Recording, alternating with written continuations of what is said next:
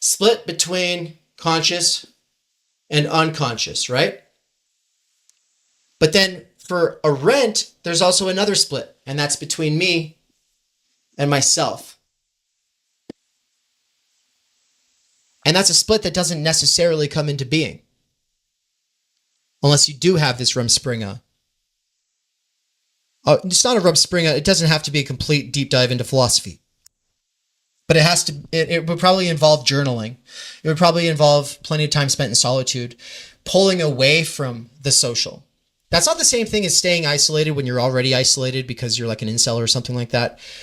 No, we're talking about being a social person and then pulling away and then trying to reevaluate, like, can I live with myself if I keep living this way?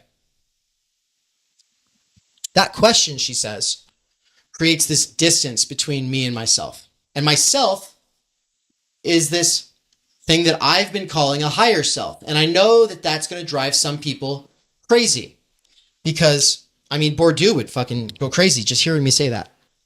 Lots of people would want to deconstruct this idea of higher versus lower. It reifies all of these, hierarchies, right?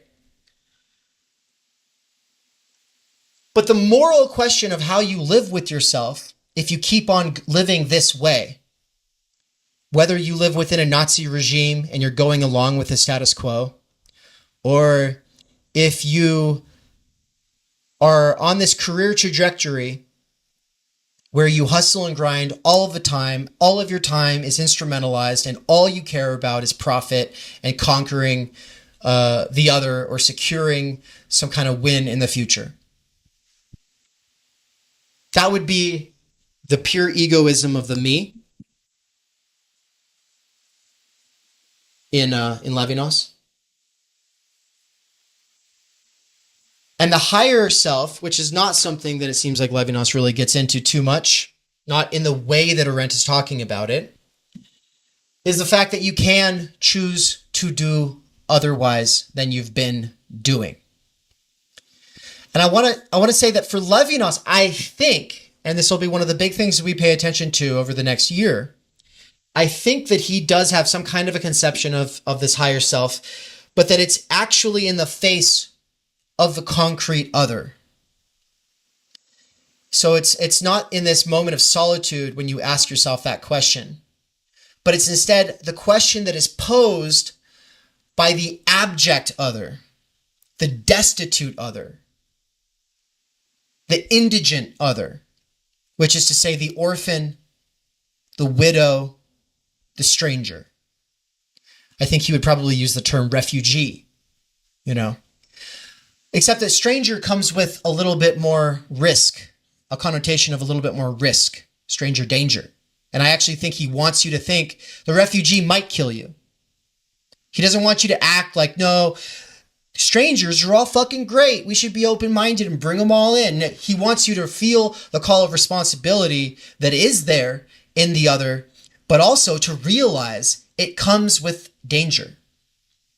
It's a danger that screams, don't kill me, right? On the one side, it says, help me. On the other side, you're saying, don't kill me. I want to help you. Just don't kill me, Well, these limit cases of the orphan, the widow, the stranger are like the limit cases, they're analogous to these limit cases Mikey was talking about with Bataille and these extreme experiences where if all you focus on are the extremes, like, these CCRU kids back in the day, focusing on the extremes, then you forget that jouissance is something we're microdosing throughout our daily existence. But once you realize that, the death by 1,000 cuts is Disneyland, once you realize that, then you're able to see the microdosing of jouissance that we do on a daily basis. It's the same. That's the analogy here to Levinas's go-to limit case, or the cases of the orphan, the widow, the stranger. Every one of you is a concrete other. Every one of you is destitute. Every one of you is suffocated by being.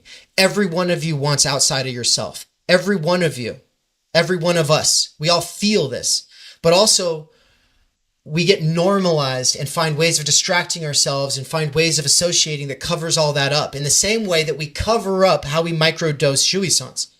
And we look to these extremes. Well, the extremes that we tend to look to, for Levinas at least, would be the orphan, the widow, and the stranger.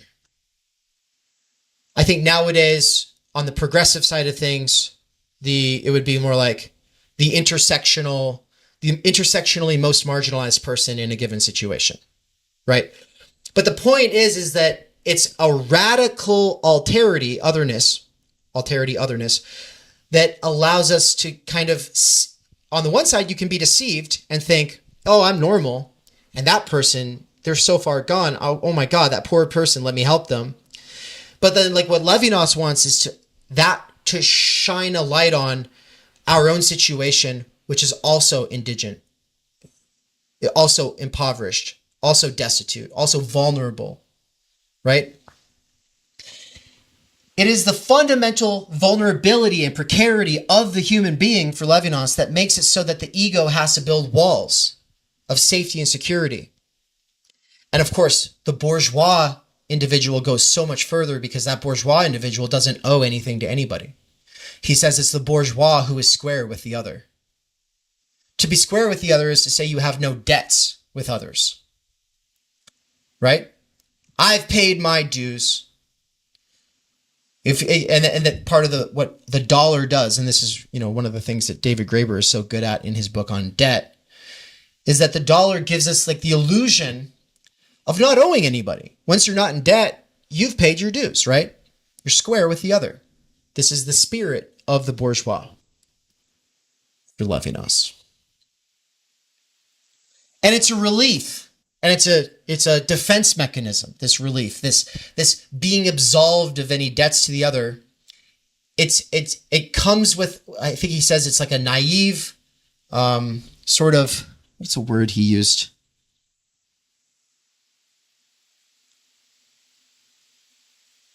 It's a really good word.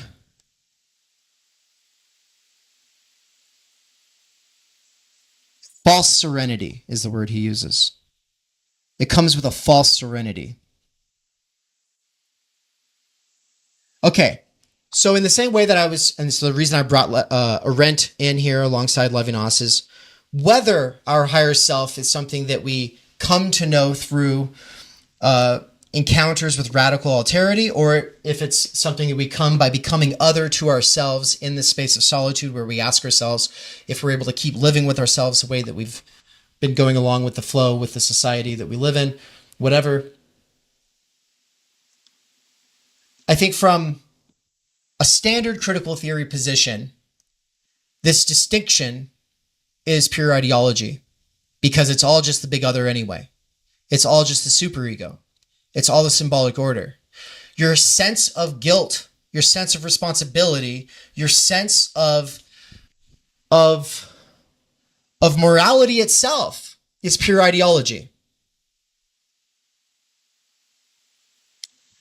Levinas and Arendt, who are notably, survivors of the Holocaust, go, no, it's not all pure ideology. At bottom, there is a real responsibility. At bottom, there is a responsibility that is constitutive of ourselves and our ability to even be agents in the world, to have agency.